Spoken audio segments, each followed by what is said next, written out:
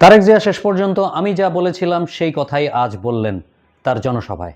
আজকে তার নির্বাচনী কর্মকাণ্ড শুরু করলেন এবং সিলেট দিয়ে শুরু করলেন। উনি টোটাল 4টি জনসভায় বক্তৃতা দিবেন এমন খবরই এসেছে। এর মধ্যে 3টি অলরেডি শেষ করে ফেলেছেন। শুরু করেছিলেন তিনি সুনামগঞ্জের আলিয়া মাদ্রাসার মাঠে। যথারীতি যেই পরিমাণ সমাগম আশা করা হয়েছিল সেরকমই জনগণ পার্টিসিপেট করেছে এই জনসভাগুলাতে। এই জনসভাতে উনি বক্তৃতার মাঝখানে হঠাৎ করে এক প্রশ্ন করলেন, কারা কারা হজ বা ওমরা করেছেন। এক ব্যক্তি হাত তুলল, তাকে তিনি স্টেজে নিয়ে আসলেন। নিয়ে আসার পরে জিজ্ঞাসা করলেন, আপনি তো হজ করেছেন, কাবা শরীফের মালিক কে? তিনি বললেন আল্লাহ। একটু আস্তে বলেছিলেন, তিনি বললেন আরো জোরে বলুন। তিনি বললেন আল্লাহ। বললেন দোজখের মালিক কে? তিনি বললেন আল্লাহ। বেহেশতের মালিক কে? আল্লাহ। এই বিশ্বের মালিক কে? আল্লাহ। তাহলে এই বিশ্বের মালিক যদি আল্লাহ হয়, দোজখ বেহেশতের মালিক যদি আল্লাহ হয়, এই টিকিট বিক্রি করা কি শিরক না? যেই কথাটাই আমি বেশ কিছুদিন আগে বলেছিলাম, জামাতে ইসলাম এটি কমপ্লিটলি একটি শিরকি অ্যাক্টিভিটি করেছিল।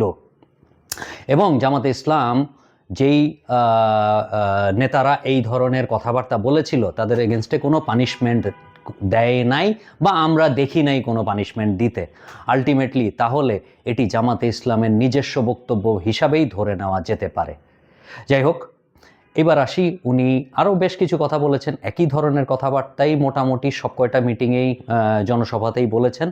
আমি লাস্ট যেটা দেখলাম হবিগঞ্জের, মোটামুটি কথাবার্তা একই রকম, যে শেখ হাসিনা কীভাবে দিল্লিতে পালিয়ে গেছে, পিন্ডি থেকে পালিয়ে গিয়েছিল, কারা কারা বিকাশে টাকা দিচ্ছে, তারা যদি এখনই জনগণের সাথে এই ধরনের কাজ করে তাহলে রাষ্ট্র ক্ষমতায় আসলে কি করবে, ফ্যামিলি কার্ড দিয়ে উনি কি করবেন, এই বিভিন্ন ধরনের কথাবার্তা। কিন্তু কথাবার্তার মাঝখানে আমি একটা জিনিসই পিক করেছি, এগুলা নর্মাল রাজনীতিবিদ সবাই বলবে, তারেক রহমানও সেই কাজটাই করছেন। কিন্তু উনি খুব সুপরিকল্পিতভাবে উনি কিছু স্লোগানকে প্রতিষ্ঠা করার চেষ্টা করছেন। একটা হচ্ছে দিল্লি নয়, পিন্ডি নয়, নয় অন্য কোনো দেশ, সবার আগে বাংলাদেশ। এইটাও রাজনৈতিক ডায়লগই আমি ধরে নিব। কিন্তু উনি দলের হয়ে একটি স্লোগানকে প্রতিষ্ঠা করার চেষ্টা করছেন, যেটা ক্লিয়ারলি আজকে বোঝা গেল। সেটা হচ্ছে করব কাজ, গর্ব দেশ, সবার আগে বাংলাদেশ। এইটা একটা বিএনপির স্লোগানে পরিণত হবে বলে আশা করছি। আরেকটি কাজ উনি খুব সুপরিকল্পিতভাবে করেছেন, বিএনপিতে কারা আছেন আমার জানা নাই, ব্র্যান্ড অ্যাওয়ারনেস ক্রিয়েট করার জন্য, যেটা আমার কাছে মনে হয়েছে এটা ব্র্যান্ডিংয়ের কারণেই করা হয়েছে। আপনারা যারা তার এই ভিডিওগুলো দেখেছেন তার বক্তৃতার, তারা খেয়াল করে দেখবেন ওখানে 4টা কালারের টুপি দেওয়া হয়েছে। একটা হচ্ছে লাল, একটা হচ্ছে সবুজ, যা বাংলাদেশের পতাকাকে রিপ্রেজেন্ট করে, এবং সবুজের দেশ বাংলাদেশ, এটা ক্লিয়ারলি বাংলাদেশের পতাকাকে রিপ্রেজেন্ট করে। আরেকটি দিয়েছে সাদা টুপি, শান্তির প্রতীক। আরেকটি ইন্টারেস্টিং টুপি দিয়েছে হলুদ কালারের। আমার দৃষ্টি যদি আমাকে বিট্রে না করে, তাহলে আমি কয়বার জনগণের দিকে ক্যামেরাটা নেওয়া হয়েছিল আমি দেখেছি। তো শান্তির প্রতীক সাদা, আর ধানের শীষের প্রতীক হচ্ছে হলুদ।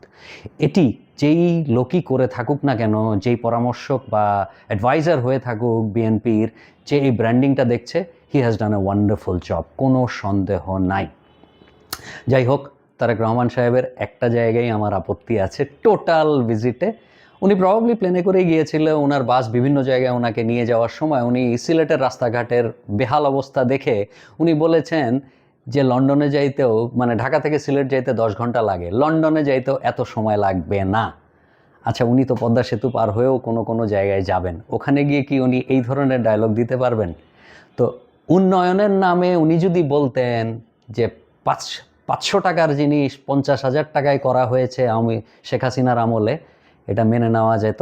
কিন্তু উনি তো অন্যান্য জায়গায় যাবেন, বাংলাদেশের বেশ কয়েকটা জায়গার রাস্তাঘাট কিন্তু যথেষ্ট ভালো, তখন ওইখানে গিয়ে উনি কি ব্যাখ্যা দেবেন, এইটা দেখার অপেক্ষায়। আসসালামু আলাইকুম।